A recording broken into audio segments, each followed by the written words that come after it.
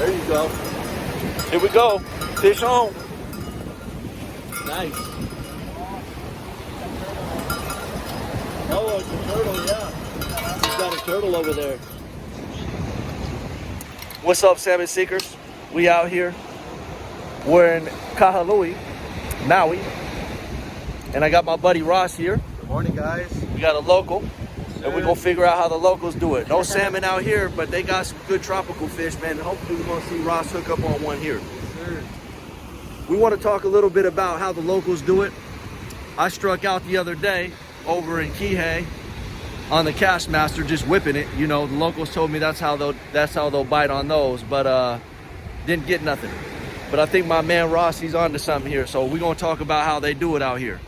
So Ross, let's talk a little bit about your setup here, man. It looks like you got 3 surf poles set up.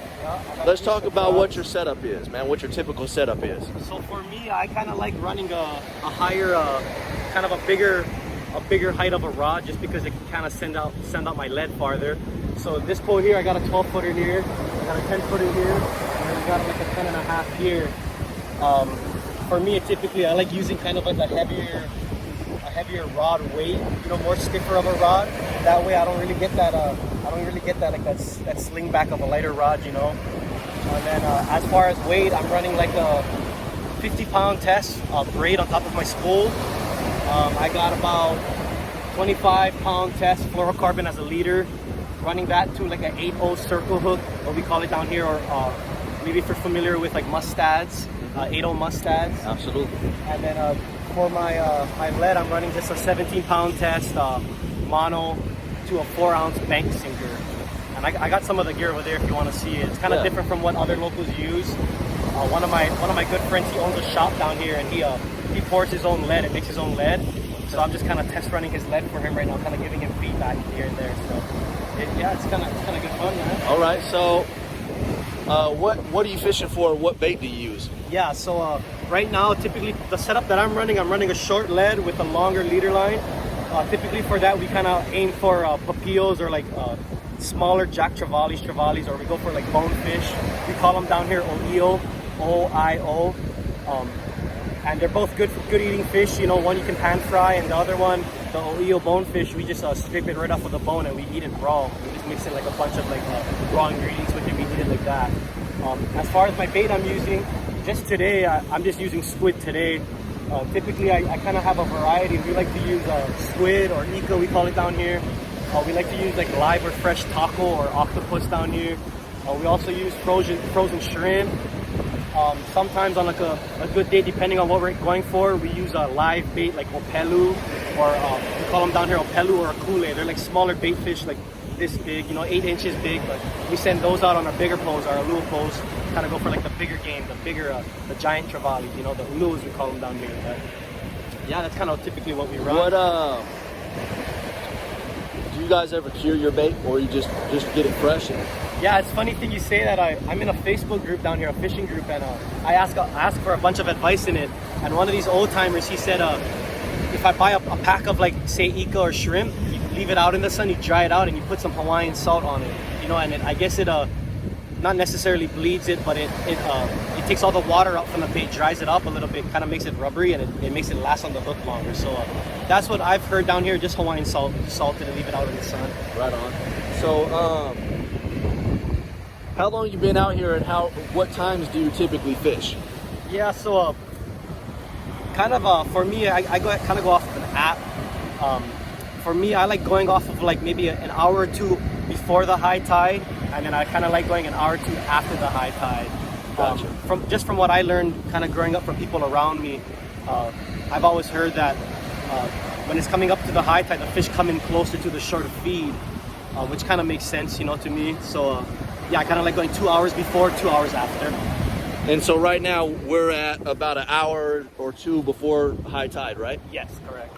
Cool, man. And you had a lot of success at this beach. What's the name of this beach? Oh, we call it Kanaha down here. I'm sure there's another name for it, like a regular term, but we call it Kanaha. Okay. Or Nazca. We call it Nazca.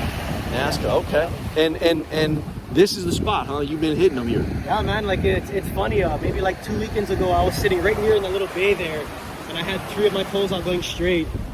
And little on the right side of that jet ski there was a group of 4 guys.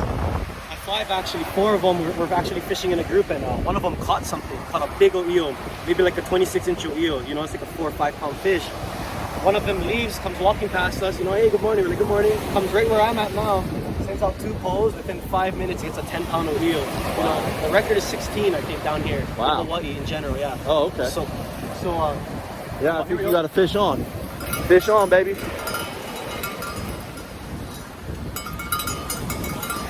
There you go. Here we go. Fish on. Nice. Oh, it's a turtle, yeah. He's got a turtle over there.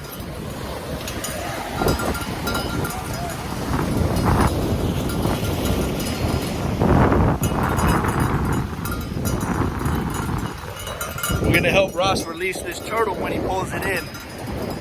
These turtles here are very protected. Years back, the locals tell me that they used to eat these turtles. But right now, due to conditions, they're under a protection order. And so we're gonna have to pull in the turtle if we can and safely release it back. Oh, it's an eel.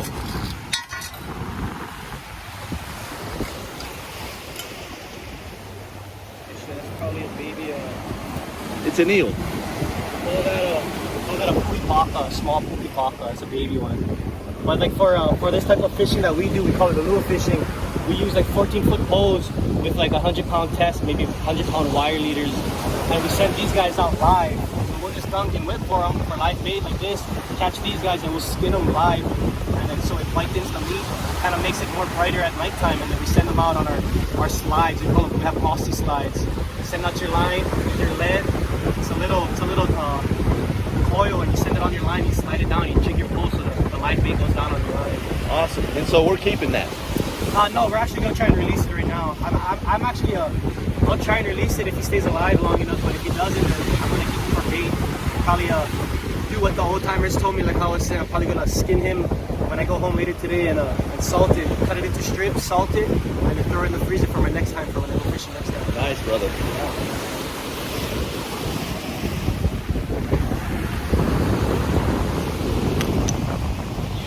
Catch them, we like to shake them till they fall up, they tangle the line.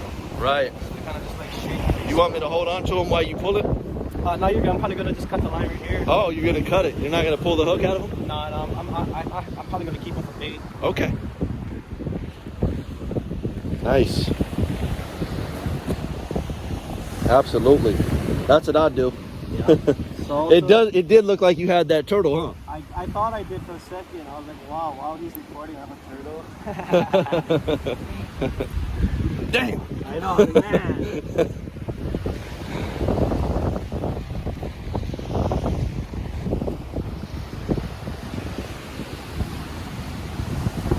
Do those eels, are they electric or no? No, not at all. But they do have little baby teeth. You can kind of see his teeth right there if he spins We do around. see his teeth a little bit, It's yeah. little tiny, small baby teeth. Huh. Cool. Maybe 8. I'm going out this Friday again, but I'm going nighttime.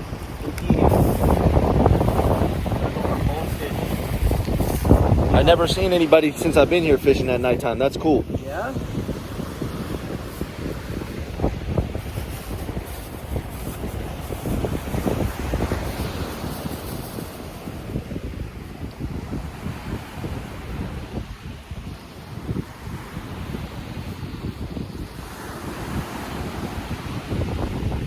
In the bag it goes. Nice. So that's an okuma, huh? That's what I use back home. Yeah, it's funny. I just won this from a tournament maybe 3 weekends ago. We had a tournament down here. It's my first ever tournament I ever entered. And I got 5th place. And this is what they gave me. They gave me this reel, Penn Fierce 5000, and this rod. That's nice. What kind of reel is it? Penn Fierce 6000. Oh yeah. Ooh, that's nice. That's like a $300 rig right there, huh? Yeah, not too bad.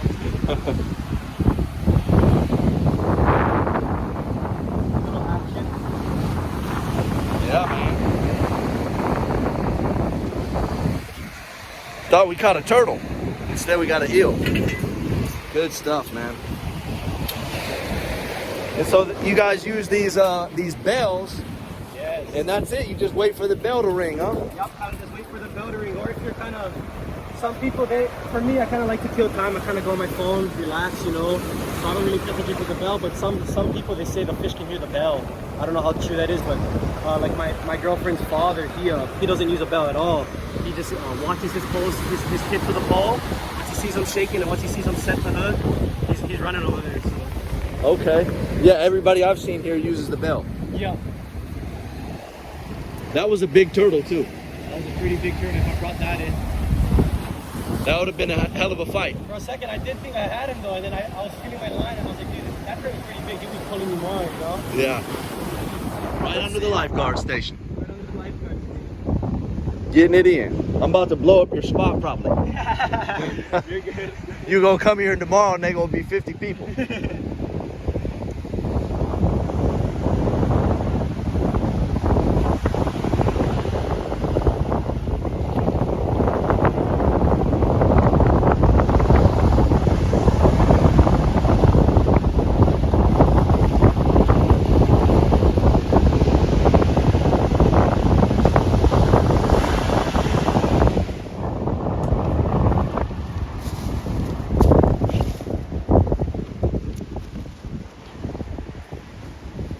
I got the same scissors, brother. Yeah. You got the little case for it with the sharpener on it? Yeah, I got it in my red bag.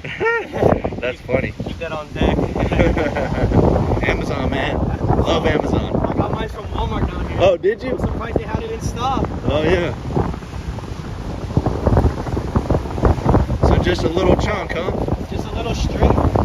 I like to do that, clean off all the guts. Try to make sure it doesn't touch salt water, because once it touches the water, the scent kind of goes away, right? Right, okay. So I kind of just like to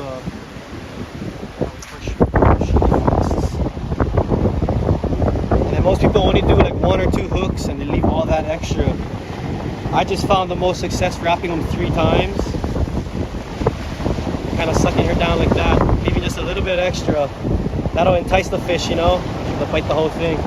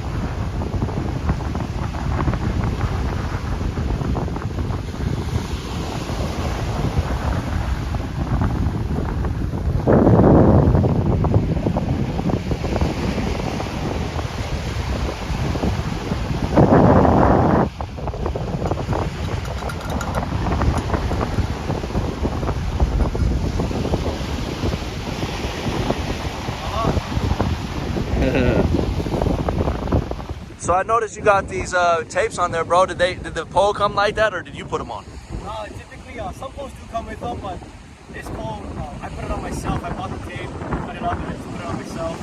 And the purpose for that is we go night fishing a lot, and our poles are kind of far from us. Like maybe we'll say like maybe a good 30 yards from where we're sitting at. You know, it's in some places on the rocks, you know, on the cliffs. So it's helpful. So when you hear a bell and all your poles are together, you can't really tell which pole is going off. But if you get your headlamp and you shine it on all your poles, you'll see which pole is bending down with the tape.